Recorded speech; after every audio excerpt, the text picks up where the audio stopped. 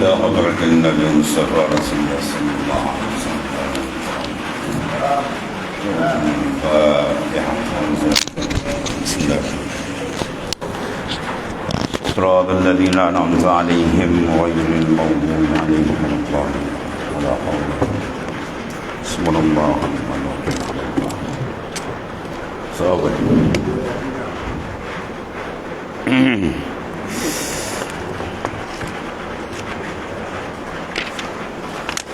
بسم الله الرحمن الرحيم. قال معالف قد الله سر فكذلك العبد عباد مع الله سبحانه وتعالى جعلهم في الدنيا وهيأ لهم الجنة ولا يريد أن يمنعهم من الدنيا ولكن ما يقيم به وجودهم. فقال الله تعالى كلوا من الطيبات واعملوا صالحا. وقال تعالى كلوا من طيبات ما رزقناكم. Demikian lagi para hamba bersama Allah Subhanahu wa taala. Dia menjadikan mereka hidup di dunia dan menyediakan syurga untuk mereka. Nikmat besar Allah Subhanahu wa taala, diizinkan kita duduk sementara menumpang di sini untuk mengenali dia. Ya, bukan untuk membuat harta, untuk mengenali dia sebab dia Tuhan punya. Kemudian tunduk dan patuh kepada segala perintahnya sebab sana ada persediaan besar. Ada disiapkan tempat nikmat sebenarnya. Bukan di sini tempat nikmat. Tempat nikmat sebenar adalah di sana. Orang yang perasan nikmat di sini dia akan lalai. Ya, dia akan lalai dan leka, akhirnya dia akan dibabaskan daripada jalan yang sebenar. Dan nikmat sebenar adalah di sana. La al-aish illa al-aishul akhirah. Sabda Rasulullah SAW, tidak ada kehidupan sebenar melainkan kehidupan di sana. Di sini sementara.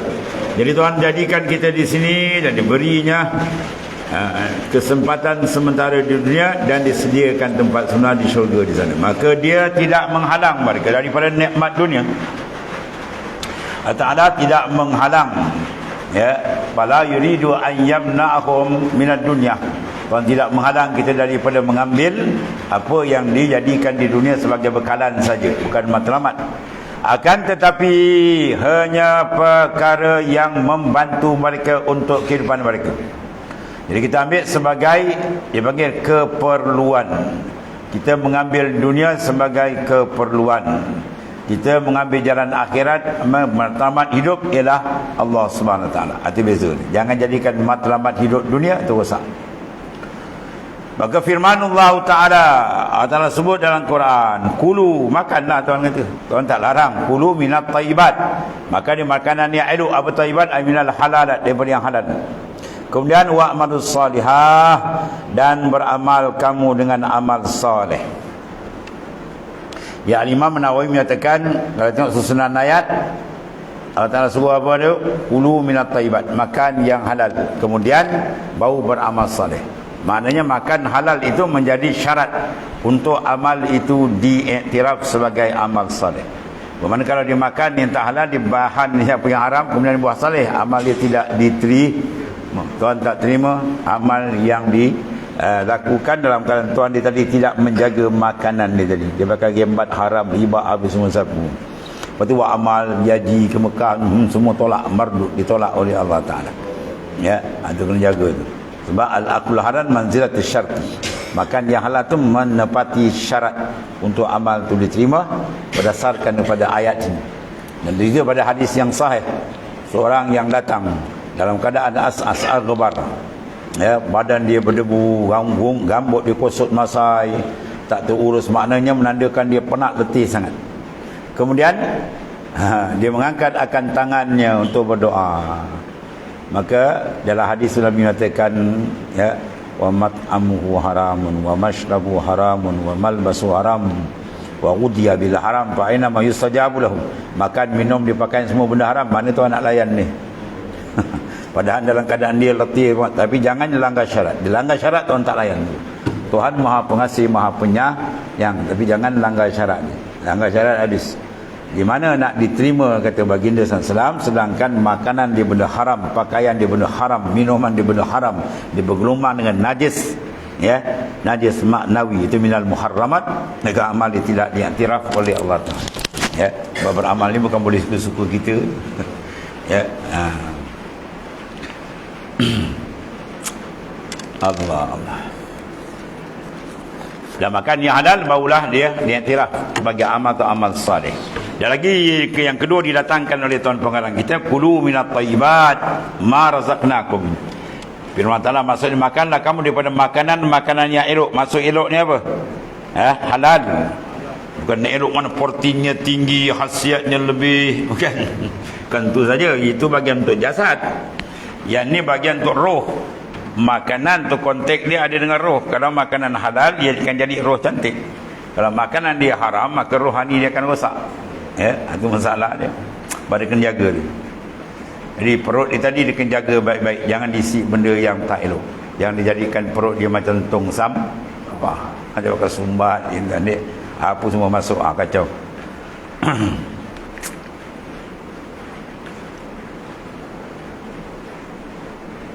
Batu satu orang wali besar, ulama besar tentang ni, 40 tahun, bukan pendek masa, 40 tahun dia beribadat, dia rasa hijab dia tak terangkat lagi. Dia cek makanan, tak ada nampak lagi. Dia rasa dia jaga betul makanan dia. Akhirnya jaga ibu. Ya ibunda, ibu ada tak bagi saya makan yang tidak halal? Dia kata tak ada. Aku jaga betul. Akhirnya ibu ingatkan, oh, ada satu hari kata, aku mengidam nak makan masa mengandung kau. Buah tu buah hanyut kat, buah orang tu mungkin kat sungai tu hanyut, aku makan. Inilah dia kes 40 tahun kan. Dia makan, ibu dia termah makan. Tu resiko makan kecil. Kalau sebiji, kalau 1 tan dah masuk. Habis semua tu dalam rambai, mutan, duku, sebat orang bunyi. Kalau tak betul-betul dia bertaubat kembali, ibadat tapi tak ada kesan. Buat ibadat, ya, kita ibadat ni kena cek kesan dia tu. Ada tak kemanisan, kelazatan dengan Tuhan. Kalau sekadar ibadat buat ikut itu berat je kan. Takut ibadat tu ditolak, itu yang bahaya tu. Habis tu kemudian wa izad dakhara laka al-baqi wa manna 'alayka bi la yamnauka al-fani fa inma yamnauka man lam yuqsimhu lak wa ma lam yuqsimhu laka falaysa lak. Jadi kesimpulan dia apa? Tuhan tak larang kita makan dan minum, biarlah, tapi jaga yang sumber yang bersih. Satu, yang besar lagi, jangan jadikan makan minum tu matlamat hidup. Tu bukan matlamat. Matlamat kita ialah Allah Subhanahu Wa Taala. Wa anna ila rabbikan muntaha. Kepada Tuhan kamu kemuncak. Kemuncak ada tuju hidup kita ialah Allah. Apa makna ada tuju Allah? Kenal akan dia dan tunduk kepada segala arahan dia. Itu tujuan kita hidup atas dunia ni.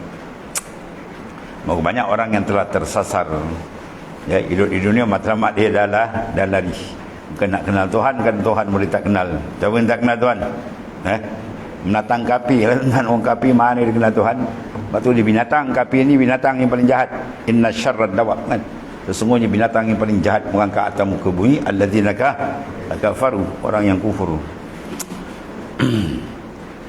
Jadi apabila dia menyimpan suatu yang kekal, wa izad dakhara lakal baqi wa manna 'alaika bihi la yamna'uka alfani.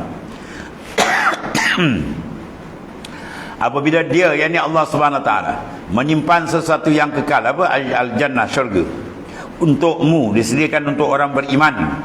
Syurga itu bukan untuk orang kafir, untuk orang beriman. Dan mengurniakannya kepadamu, nasaya dia tidak menghalangmu daripada satu yang binasa. Apa dia? Dunia. Dia tak halang kita ambil, tapi ambil biar cara yang betul. Sesungguhnya dia menghalangmu dari perkara yang tidak diperuntukkan untukmu. Apa dia? Benda yang tak diperuntukkan, minal muharramat, benda yang haram. Babi itu Tuhan tak untukkan untuk orang beriman. Dia untukkan lembu, kebau, dia makanlah. Kambing untuk dia makan. Ya, yang haram tidak diperuntukkan. Jadi jangan kita sapu babi yang tak diperuntukkan, tak diberi, itu kita sapu juga. Sebab segala benda mawani atau benda muharramat adalah benda yang ada resiko, benda yang membawa kepada kemusnahan, ya. Bila ada jalan yang merosakkan, melainkan Islam blok kita. Ya, sebab dalam hadis yang ringkas Rasulullah menyatakan apa? La darar wala dirar. La darar, jangan buat mudarat pada diri kamu, wala dirar, jangan buat mudarat pada orang lain. Maknanya pada hadis ini ulama buat kaedah ad-darar yuzalu. Semua benda mudarat hendaklah dihapuskan. Ya, man Islam menghapuskan segala bentuk kemudaratan. Sesungguhnya dia menghalangmu dari perkara yang tidak diperuntukkan untukmu. Ya, dia halang tadi yamna ma la yuksimhu laka, benda yang tidak ditaksimkan bagi untuk kita. Di perkara yang dia tidak peruntukkan untukmu, maka ia bukan untukmu. Ya, itu bukan untuk kita. Senang. Sebab tu bukan matlamat. Jadi kita mengambil atau meninggal atas arahan. Ambil mengikut arahan, tinggal pun mengikut arahan. Jangan buat pandai sendiri. Itu maksudnya. Sebab dunia ni bukan kita punya. Kita menumpang sementara. Wa misalul mahmum bi amri dunyahu al-ghafil anit tazawwud li akhirahu, ya, li ukhrahu, kamasalil insani ja'ahu sumu wa huwa yuridu an yaftarisha wa waqa alayhi az-zubab fashtaghala biz-zubab wa daf'ihi an taharruz minas sabu. Adalah perumpamaan yang terang dibuat oleh Al-Imam Al-Kabir Qutb Al-Kabir Sayyid Ibn Athaillah As-Sakandari radhiyallahu anhu. Misal di atas ini perumpamaan orang yang berduka cita, orang yang memberikan tumpuan dia dengan usaha dunia dia. Kalau dunia disangkut, bukan main duka cita dia, macam nak tanggal nyawa dia. Kami susah lagi dia. Baik ekonomi jatuh, macam nak mati kan. Tapi Islam jatuh, apa dia tak ada buat dah. Itu orang yang telah buta mata hati. Jadi perumpamaan orang yang berduka cita dengan urusan dunia, urusan yang kecil yang tidak ada nilai, yang lalai dia mencari bekal bagi akhirat. Urusan akhirat dia tak beri tumpuan, ditumpu dengan dunia yang tidak ada nilai, dunia yang sementara yang akan nak ditinggalkan. Bandingan seperti seorang manusia yang didatangi binatang buas yang ingin menerkamnya. Rimau, singa nak terkam dia ni. Dalam masa yang sama, lalat juga hinggap ke atasnya. Lantas dia sibuk menepis lalat. Lalat dia punya, rimau nak terkam dia buat tak? Lalat dia layan. Ya, begitulah bodohnya, makna jahilnya orang yang sedemikian. Dia sibuk menepis lalat dan menampar lalat sehingga lupa tentang binatang buas yang nak terkam dia ni. Ya, itulah maksudnya. Atau setengah ulama misalnya dia berjalan, diketip oleh apa? Kengga. Belakang di depan rimau, belakang dia rimau. Ya, belakang harimau, depan kengga. Dia kalau berjalan memang kena gigit kengga. Tapi kalau dia pusing belakang, rimau tunggu dia. Nak berjalan ke nak pusing? Jalanlah. Kita jalan akhirat, nak bawa jalan akhirat kena lempuh, bawa ujian. Tapi kalau paling tinggal jalan akhirat, neraka tunggu lagi besar. Itu maksudnya. Ya, biarlah kita diketip sikit, tak ada masalah. Kengga nak ketip ke apa, ketip lah, jangan pusing belakang. Lagi besar tunggu tu, rimau dah tunggu tu. Mana kita buat ibadat, biarlah susah macam mana sekalipun, sekejap sahaja. Ya, sebab kalau pusing tinggal ibadat, tu neraka tunggu ni, lagi besar. Kunan wal haqqu an hadzal abdun ahmaq. Ya, ni hamba bodoh ni. Faqir wujudil aql. Fa innahu law kana muttasifan bil aqli la shaghalahu amrul asad. Ya, wa sawlatuhu wa hujumuhu alayhi anil fikrati fi dzubab kadzalikal muhtam bil amri dunyahu anit tazawwud bil akhirah dalla zalika ala wujudil khumqih.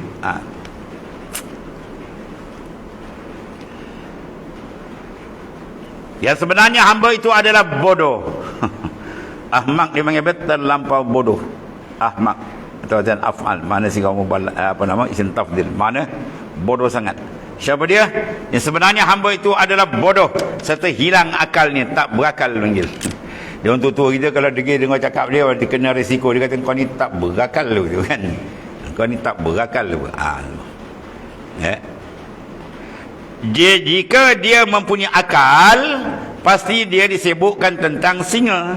Singa nak terkekam dia ni, kau pergi sibuk dengan lalat buat apa kan? Tu. Sehingga serangan dan terkaman dia, mana patut dia larilah duk sibuk dengan lalat buat apa? Ke atas dirinya berbanding memikirkan tentang lalat. Mana sibuk susah dengan susah dunia ni, takut dunia susah, dia tak tahu susah akhirat lagi besar. Ya, susah akhirat lagi besar, penderitaan akhirat lebih besar, resiko akhirat lagi besar, azab akhirat lebih besar daripada azab dunia atau penderitaan dunia. Tiba-tiba dia nak lepas daripada lalat kacau, dia tak perasan gimau nak terkam dia kan. Ya, begitulah maksudnya. Dia sangat memberikan perhatian pada lalat, gimau dia tak perasan, singa tak perasan nak terkam. Begitulah dia. Doa aman amati dunia, jaga juga supaya selesa dunia, padahal sikit aja benda tu. Bukan ada apa pun. Ya, mudahan di akhirat jaga tu, kekal pula tu, bakaran neraka lagi.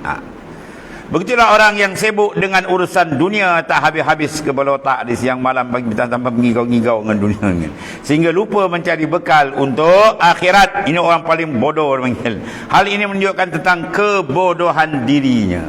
Ya, kepada Rasulullah SAW letakkan taraf orang berakal tak berakal dengan taat dan maksiat tu je. Abna Adam ati rabbak patusammah akilan wala ta'si patusammah jahilan. Hei anak Adam, dalam hadis kursi. Hadis kursi lapar daripada Nabi, makna daripada Allah Ta'ala. Anak Adam, sila taat kepada perintah Tuhanmu, maka kau dinamakan orang yang cerdik. Kecerdikan seseorang selama mana dia taat. Dia taat perintah Tuhan, dia cerdik.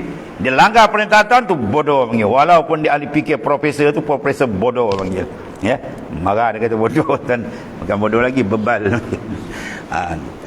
Wala ta'sihi, jangan cuba derhaka akan Allah Ta'ala. Patusamma jahilan, maka kamu disenaraikan orang yang jahil, orang yang menentang Allah, yang melawan perintah Tuhan, degil tak nak tunggu Tuhan. Itu orang jahil, orang paling bodoh, sebab dia mengambil tiket untuk terjun ke dalam neraka. Cerdik tak? Habis tu. Kemudian izlau kana fahiman akilan la ta'ahhabad lidaril akhirah allati huwa mas'ulun anha wa mawqufun 'alaiha fala yastaghilu bi amri rizq fa innal ihtimama bihi binisbati lil akhirah kan nisbati subab ila mufaja'atil asad wa hujumih. Jika seorang itu mempunyai kepahaman dan berakal, mana kalau orang tu orang yang cerdik, orang yang berakal, pasti dia bersiap, ya, bersiap siaga untuk akhiratnya, yang dia dipertanggungjawabkan pula sebagai khalifah, sebagai penghuni bumi, sebagai hamba tentangnya, dan dihadapkannya ke atasnya. Dia akan fokus ke arah penyelesaian akhirat. Maka dia tidak perlu menyibukkan diri dengan urusan rezeki. Yang ni banyak sibuk. Rezeki kita jangan sibuk tuan ni. Cari sekadar perlu dah. Ya, jangan berikan tumpuan rezeki lebih tinggi peratus daripada tumpuan untuk menyiapkan bekal ke akhirat. Ya. Kalau buat aja jawab dia habis, memang dia rosak. Dia akan jahanam rosak kalau dia lebihkan urusan dunia daripada akhirat. Ni ada lebay-lebay malam cakap kita dunia akhirat kena sama, tu lebay bodoh orang ni. Ya, ada. Kita dunia nak ke akhirat nak ke 50-50. Mana hadis tengok? Buat datang ayat Quran, buat datang hadis. Kalau kata suruh ambil 50, tak ada 50-50. Mana ada?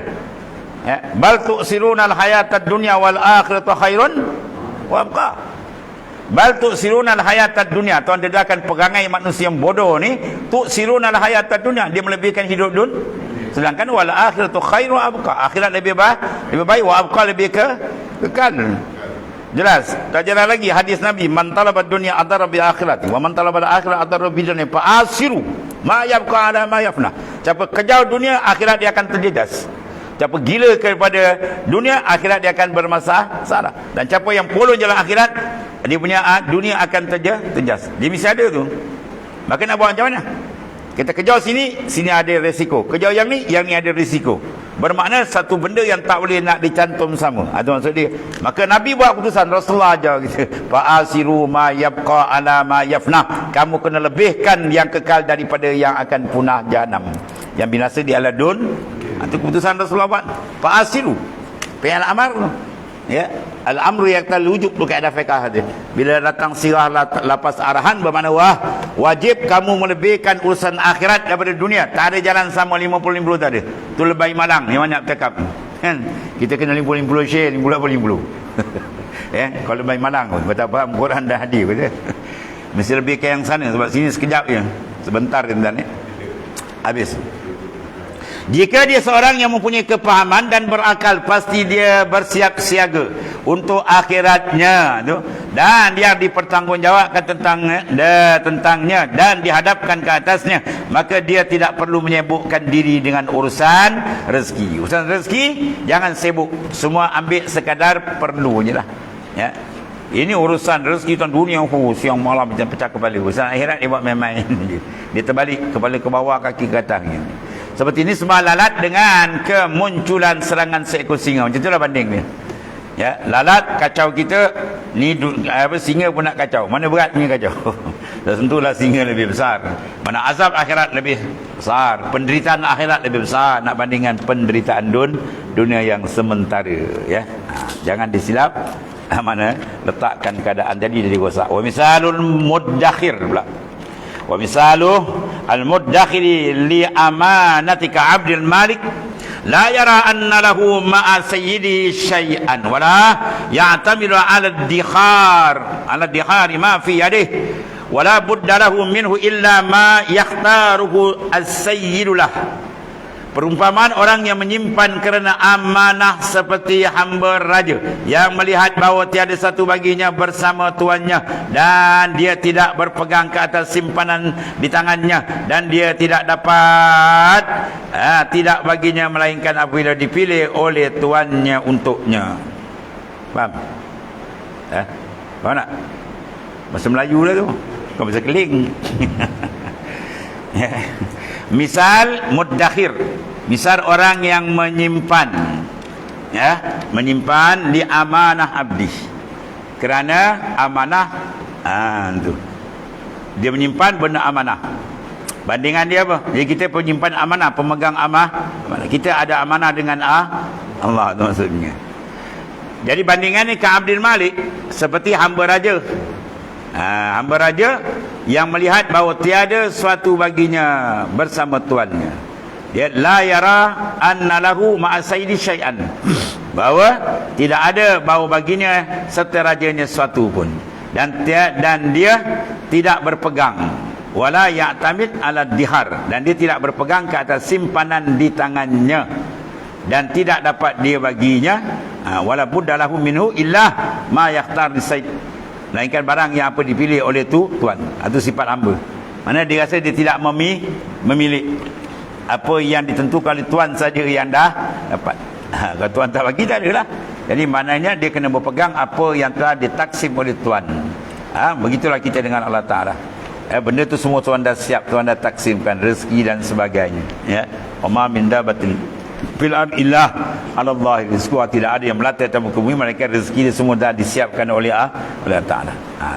Bab rezeki banyak dipanjang bahas oleh ulama sebab banyak orang sangkut kat sini. Ya, besok kau nak makan apa je. Kau hantar anak yang kau maju agama besok gelap masa depan. Nanti cakap dia tu murtad jawab ni. Tu dia mengucap balik. Ya, mana dia tidak ada keyakinan tentang rezeki. Kalau kita cabar dia sila bawa seorang. Terlalu banyak seorang ni. Dia ni mati tak makan kes mencari ilmu Allah Ta'ala. Contoh mana dia kalau ada? Pasti takkan ada sampai kiamat. Sebab Nabi dah jamin tu, man talabal ilma takaffarallahu bi rizqi. Siapa cari ilmu Allah Ta'ala, Tuhan jamin rezeki dia. Itu cara khusus. Cara umum semua yang melata Tuhan jamin. Cara khusus, ya, kelebihan ilmu tu mana ada orang minta ilmu agama mati tak makan? Yang mati makan banyak kan? Yang mati makan banyak kan? Tergolik perut pun besar-besar buncit. Kan? Mati makan ni banyak, bukan mati tak makan. Habis ya. Kemudian fa iza fahima hadzal abd annal imsaka muradus sayyid amsaka li sayyidihi la li nafsihi hatta yatakhayyara mawdi'a sarfihi fa yakunu lahu sarifan hina yafhamu an sayyidihi iradatu sarfihi fa hadza ya bi imsakihi ghairu malumin li annahu amsaka li sayyidihi la li nafsihi. Fa iza fahima, apabila hamba itu memahami, apabila memahami hamba bahawa menyimpan itu adalah kehendak tuannya, nasaya dia menyimpan untuk tuannya, bukan untuk dirinya, ya. Jadi maknanya semua tu dia tahu hak tuan dia, jadi dia jaga. Semua tu bukan untuk diri dia. Jadi amanah tu akan dijaga dengan betul.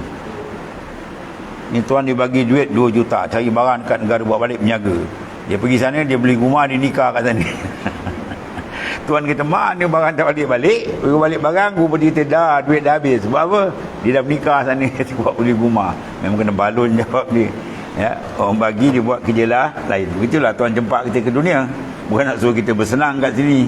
Ya, bernikmat apa suka-suka dia. Tak, buat kerja. Kerja kita apa? Menzahirkan pengabdian dengan dia. Sebab tempat yang paling hebat telah disediakan di sana. 2 tempat hebat.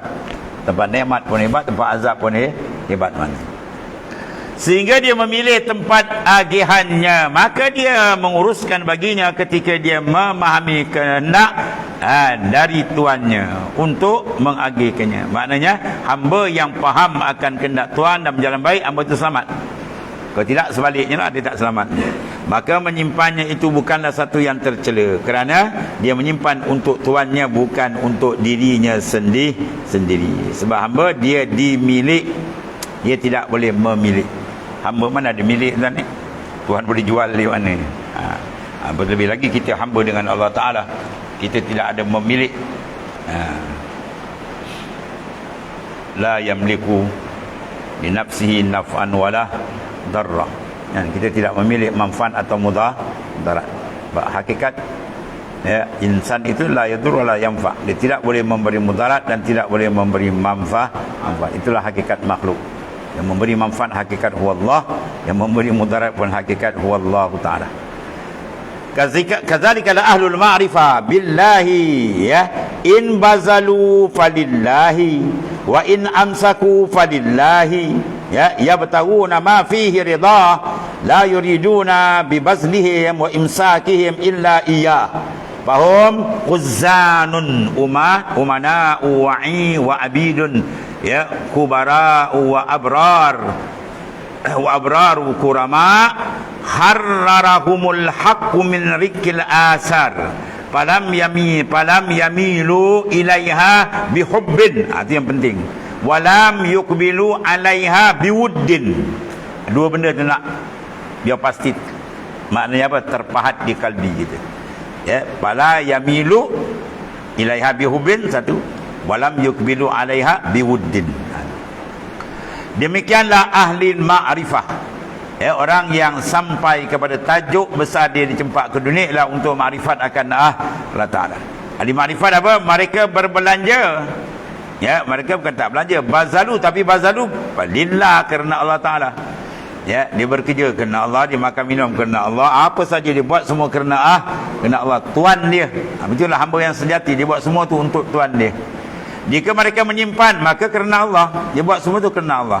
Mereka mencari sesuatu pun terdapat redha Allah Ta'ala. Dia bekerja kerana Allah, dia makan tidur, segala lah, semua dibuat kerana Tuhan, kerana Allah Ta'ala, pemilik segala-gala.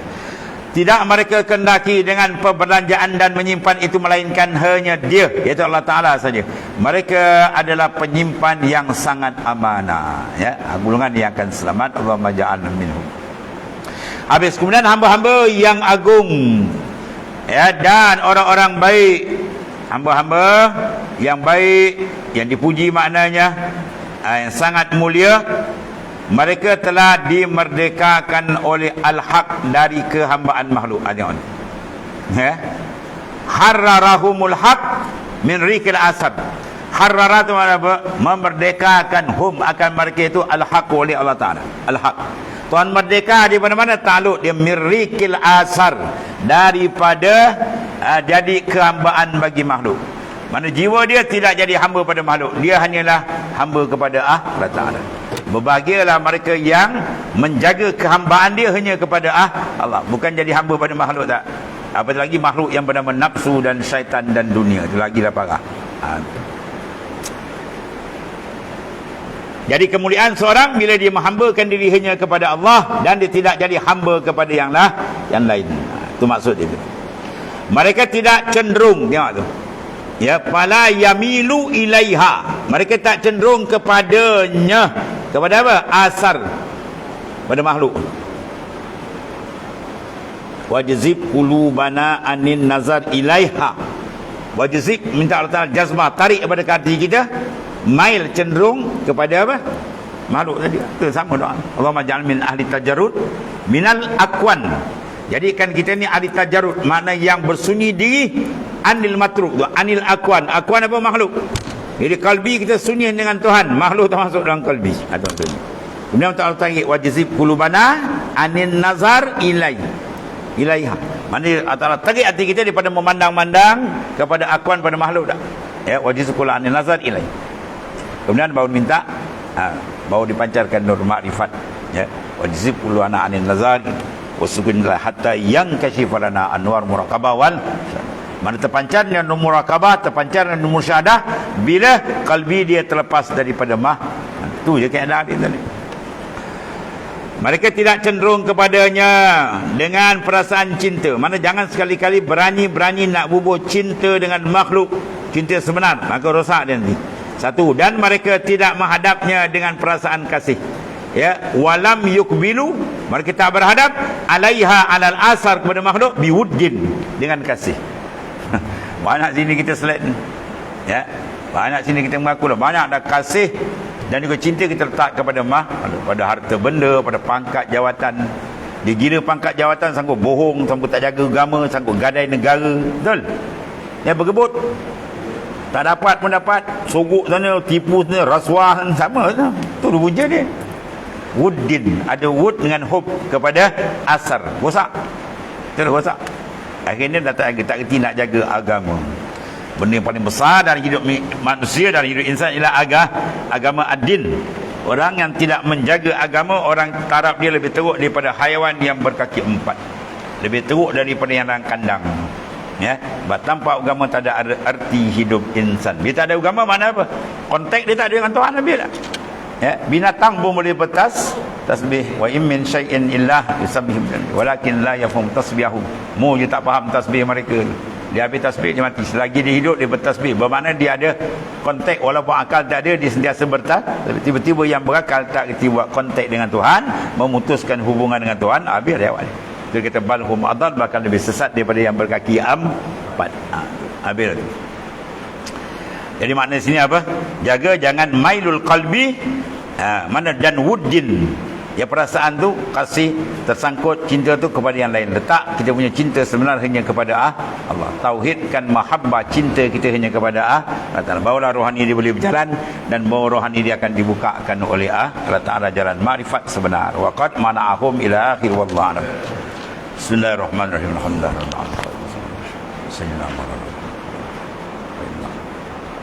Alhamdulillah. Subhanakallah.